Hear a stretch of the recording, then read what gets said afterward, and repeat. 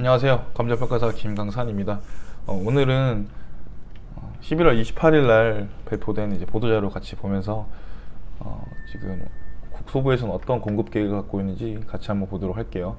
영상 올라가는 거 기준해서 하면 아마 그저께일 겁니다. 저는 지금 화요일 7시인데 회사에서 다소 야근을 하기 전에 바로 영상을 찍고 있습니다. 일단 각설하고 공공주택 50만호 세부 공급 방안을 마련하였습니다. 그래서 28일법 하위시행 법령 개정안 입법 예정 예고가 있대요. 사례를 한번 볼까요? 사례 청년 특별공급 중견기업 입사 6년차의 미혼 청년 안땡땡 씨는 주택 청약 종합 저축 총액이 많지 않아 번번이 일반 공급 당첨에 실패하여 보통 실패합니다. 되는 경우가 없어요. 내 집 마련의 꿈을 포기하고 있었으나 이번에 새로 도입된 청년 특공을 통해 회사 근처 나눔형 주택을 분양받아 꿈에 그리던 내 집을 마련하게 되었다. 이 사례를 보면 느낄 수 있는 건 첫 번째로는 뭔가 나눔형 주택이라는 게 하나 생겼고, 두 번째로는 일반 공급 물량이 늘어났다. 일반 공급 물량 늘어난 건 좀 고무적이긴 합니다. 그래서 뭐 내 집 마련 기획대 및 주거 사다리 제공, 주거 사다리란 표현이 조금 불편한데 자세가 불편했나봐요, 그죠? 자세를 다시 고쳐갖고 주거 사다리 제공 읽어보시면 될 것 같고, 자. 크게 세 가지 유형이 있습니다. 그래서 나눔형, 선택형, 일반형이라는 게 있는데 각각 보면서 어떤 게 있는지 볼게요. 첫 번째 나눔형 주택 25만호입니다. 엄청나게 많이 나오네요.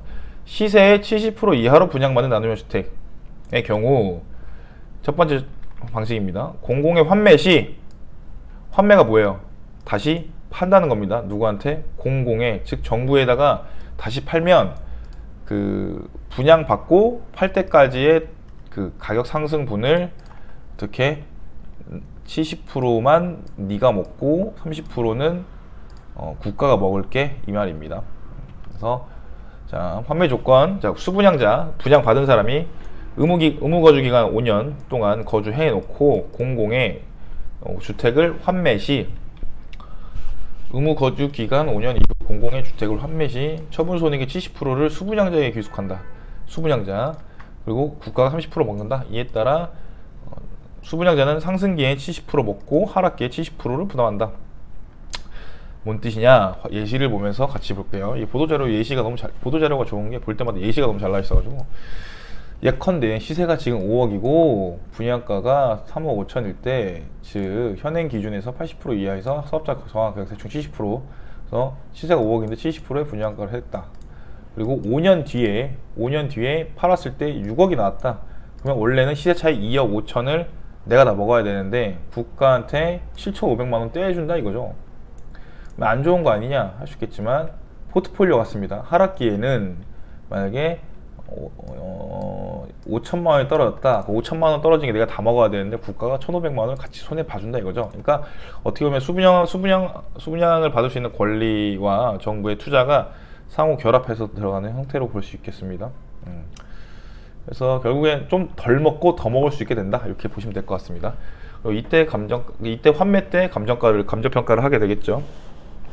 그럼 우리가 봐야 될 건 첫 번째, 시세가 얼마인지. 이거는 뭐 분양하는 사람이 마음대로 하는 거니까 시세가 얼마인지랑 향후에 감정가가 어떻게 나올지 이건 보면 되는데, 이거는 거의 신의 영역이기 때문에 그렇게 가늠하기 쉽지 않습니다. 아무튼 청약 자격, 그러면 여기 분양을 받을 수 있는 사람이 누구인가 하면 청년 유형은 월 평균 소득 140%, 순자산 본인 2억 6천 이하인데, 이때 순자산은 뭐 부동산, 뭐 자동차, 금융자산 뭐 이런 거 다 합친 겁니다.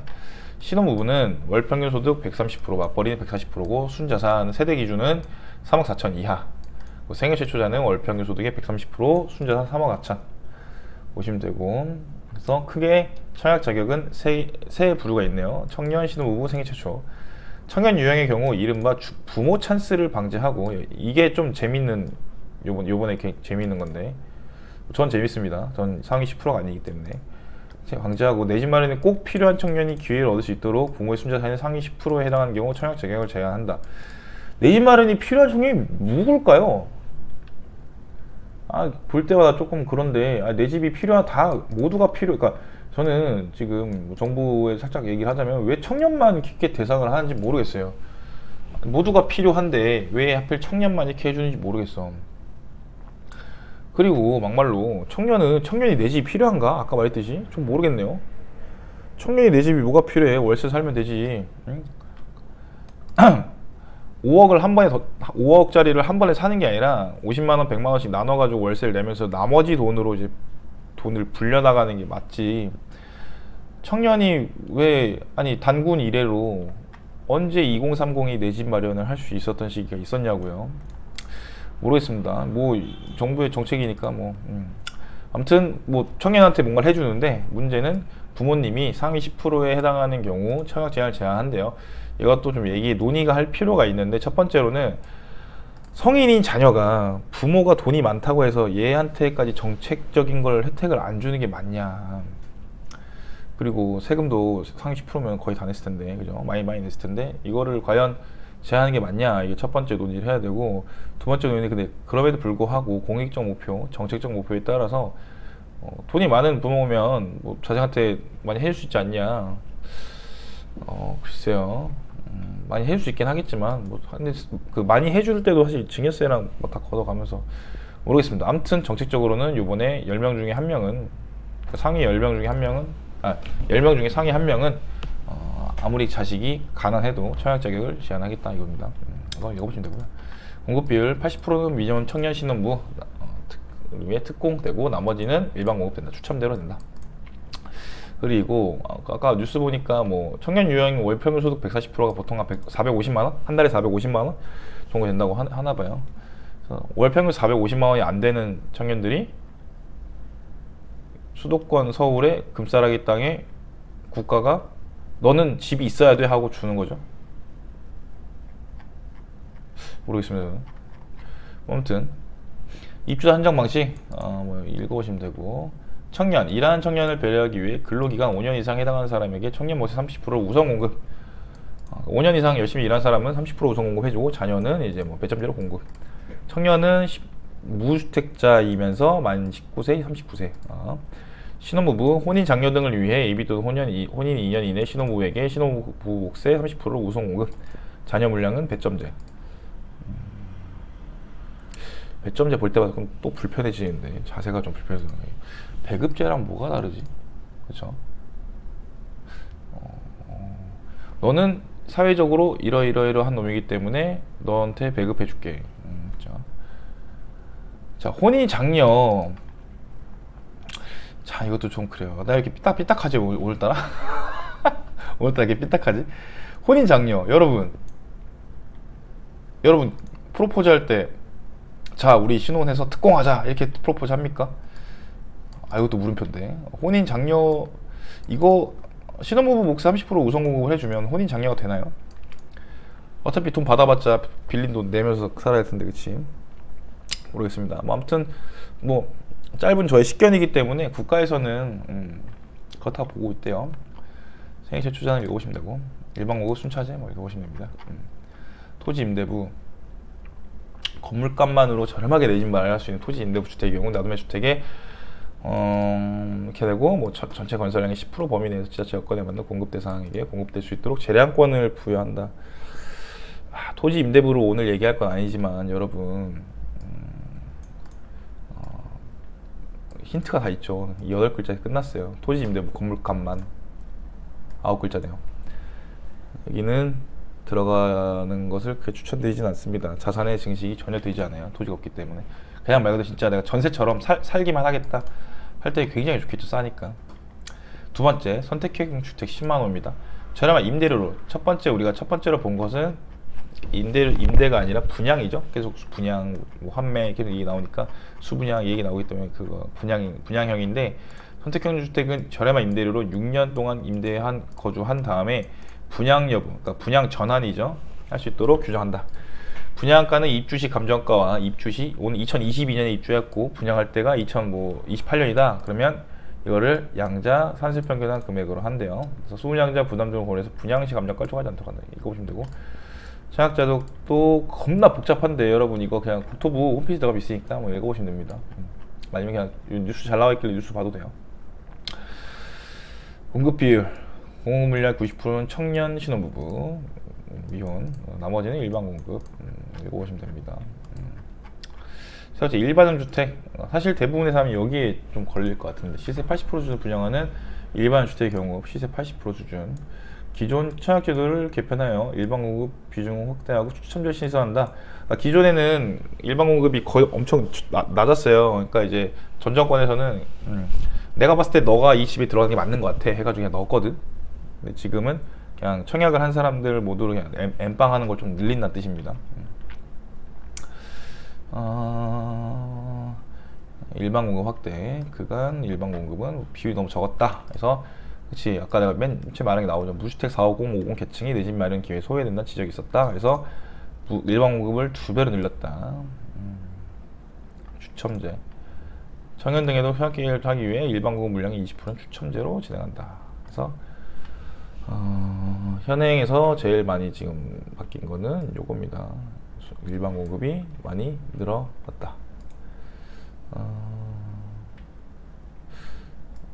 신혼부부랑 생애채 투자가 조금 바뀌고, 이거를 신혼부부랑 생애채 투자를 좀 줄이고 여기다가 넣네요. 그죠? 공공주택지구 내 공공주택 건설비 확대. 읽어보시면 됩니다.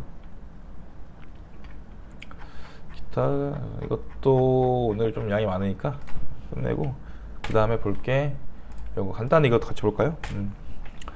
광명시흥 지구시정 청년 내 집 마련, 청년 서민 내 집 마련 기회 확대. 그래서 28일 나온 건데, 광명시흥 공공주택지구에 대한 공청회 뭐 등을 고시했대요. 그래서 여기가 위치가 되게 좋거든요. 대충 크게 보면 여기에요. 여기 시청 앞에 여기 대충 여기라는 건데, 자 보세요. 그냥 쉽게 말해서 여기 도덕산 근처로 볼게요. 도덕산이라고 해볼게요. 여기 입지가 상당히 좋죠. 내가 회사가 인천에 있든 부천에 있든 구로에 있든 관악구에 있든 시흥에 있든 안양에 있든 간에 다 갈 수 있어요. 은기지구 근처에.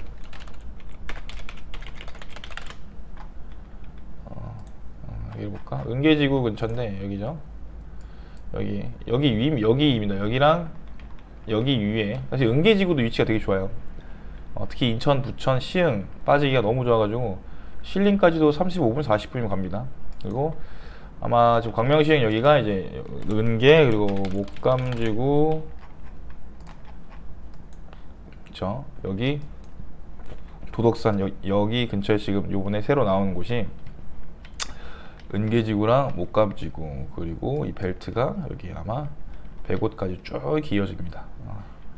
이렇게 이어진 이 벨트고, 벨트에 따라서 이렇게 서울로 빠질 수 있겠죠. 그리고 이제 국가의 지금 국가 발전 방향이 지금 보면 예전에는 북서측에서 동남쪽으로 왔다면 요즘에는 이제 북동쪽에서 이제 남서쪽으로 가는 현상을 보이고 있죠. 그래서 요즘에 제일 인기 많은 곳들이 이제 구리, 남양주, 그러니까 서울 기준으로 봤을 때는 북동쪽에서 남서쪽으로 쭉 빠져나가고 있습니다. 이 벨트로 따라서 100곳까지 이어지게 되는데, 왕숙 신전까지 가고, 그렇죠? 그 와중에 지금 광명시흥에다가 해놨단 말이죠. 여기다가 큰 개발 사업을 할 것이다 라고 정부가 발표를 했습니다. 성공할까 말까는 조금, 성공은 무조건 하겠지. 근데 이제 가격이 엄청나게 오를 것이냐, 그거는 요즘 같은 하락장이 조금 좀 모르겠습니다.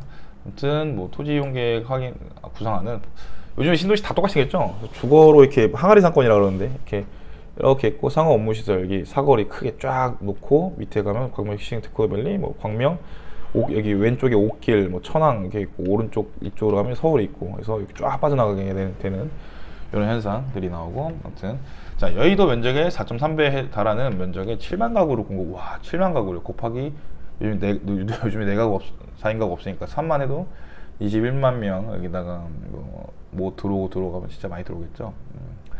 그래서 서울 도심으로 20분대 진입 가능하도록 뭐 GTX-B 연결하는 초토중심의 교통 체계를 구축할 예정이다.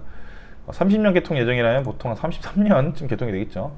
그러면 만약에 다 지어지면 언제 지어지냐 하면 주택 공급 27년이니까 대충 지어지고 한 5년 정도 기다리시면 이제 GTX-B를 타서 서울로 갈 수 있게 됩니다.